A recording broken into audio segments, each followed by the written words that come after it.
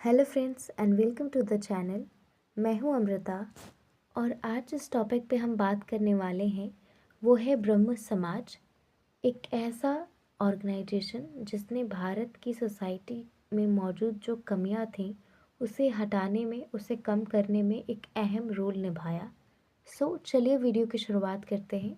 और वीडियो को शुरू करने से पहले आप सभी को हमारी तरफ से नए साल की बहुत सारी शुभकामनाएं। A very happy new year.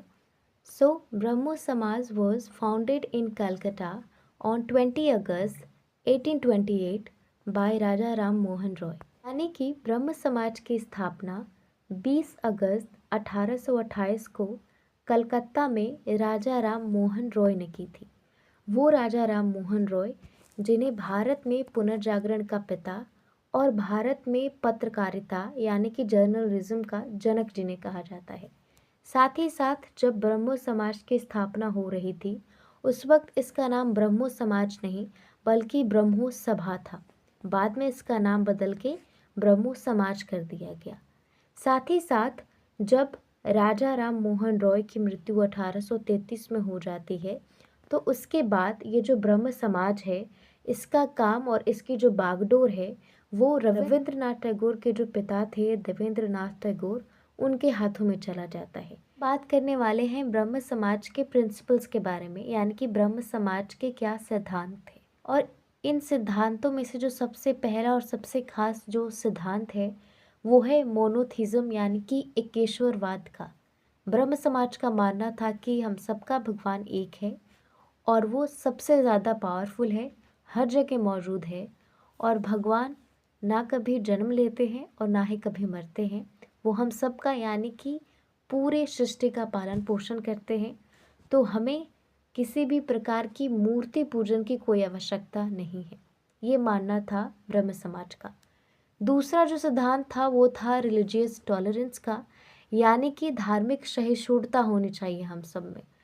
हम अगर अपने धर्म को आदर देते हैं, अपने धर्म को मानते हैं, तो साथ ही साथ हमें सोसाइटी यानी कि समाज में मौजूद जो भी अन्य धर्म हैं उन्हें भी मानना चाहिए। अगला था सोशल इक्वालिटी यानी कि सामाजिक समानता। ब्रह्म समाज मानता था कि जातियों के आधार पे, धर्म के आधार पे या फिर जेंडर के आधार पे लोगों के बीच अंतर नहीं होना चाहिए। उन सबको एक सलीके से ट्रीट करना चाहिए हमें और उन सब में समानता होनी चाहिए और यही एक समाज के लिए सबसे ज़्यादा ज़रूरी है। और लास्ट जो प्रिंसिपल था वो था रिजेक्शन ऑफ द सुपरस्टिट्यूशन, यानी कि ब्रह्मो समाज का मानना था कि जो समाज में अलग अलग धर्मों में जो मौजूद अंधविश्वास है उसे हटाना चाहिए। ठीक है, अंधविश्वास के नाम पे बहुत सारी चीज़ें थीं, अलग अलग मान्यताएं थीं, जैसे बिल्ली का रास्ते का काट जाना और भी जो कई चीज़ें हम सुनते हैं। और पहले के ज़माने में उस वक्त तो ये चीज़ें और ज़्यादा थीं, अब तो बहुत कम हो गई हैं। तो ये सारे प्रिंसिपल्स थे ब्रह्म समाज के जिन पे वो काम करना चाहते थे।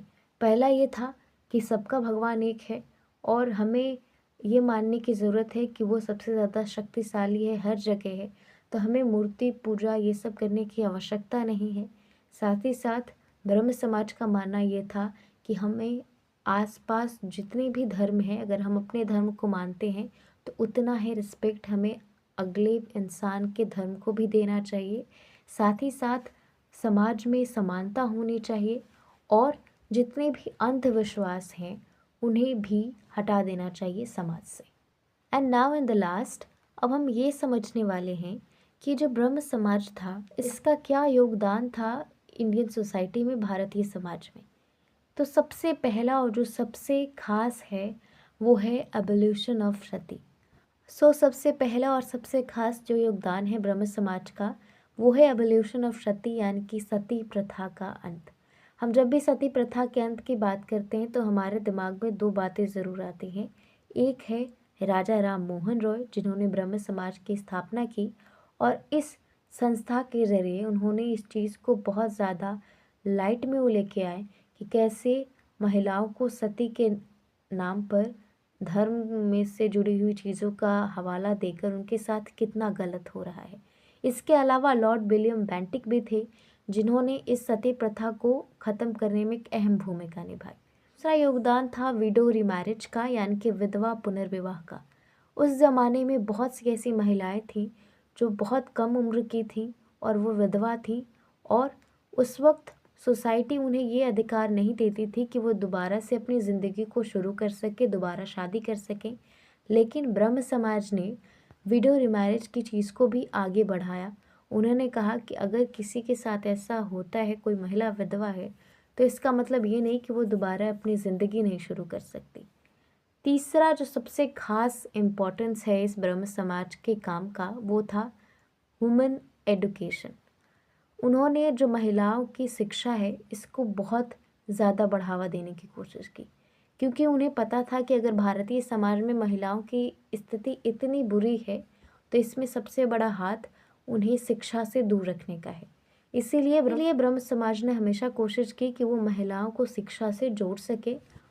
और अगला जो योगदान था ब्रह्म समाज का, वो था opposition of the child marriage, यानी कि बाल विवाह का विरोध। उस वक्त उस ज़माने में बाल विवाह एक ऐसी कुरीति थी जो बहुत नॉर्मल थी। बहुत छोटी छोटी उम्र में बच्चियों की शादी कर दी जाती थी और बहुत सी परेशानियां उन्हें झेलनी पड़ती थी। तो ब्रह्म समाज ना सिर्फ सती प्रथा को हटाया उसने, ना ही जो विधवा महिलाएं थीं उन्हें दोबारा ज़िंदगी शुरू करने की बात कही, महिलाओं को शिक्षा से जोड़ा, बल्कि उन्होंने ये भी बात रखी कि जो बाल विवाह जैसी जो कुरीतियाँ हैं, उसे भारतीय समाज से हटाना चाहिए। ये सारी बातें थी ब्रह्म समाज से जुड़ी हुई, जहाँ पर राजा राम मोहन रॉय ने साफ साफ कहा था कि वो कोई नया धर्म नहीं बनाना चाहते, नया समाज नहीं बनाना चाहते, बल्कि वो हमारे धर्म में जो बुराइयां हैं, जो कुरीतियां हैं, जो कहीं ना कहीं लोगों को परेशान करती हैं, हम उन्हें हटाकर सही करना चाहते हैं सब कुछ। आज के इस वीडियो में इतना ही। वीडियो को पूरा देखने के लिए बहुत बहुत धन्यवाद।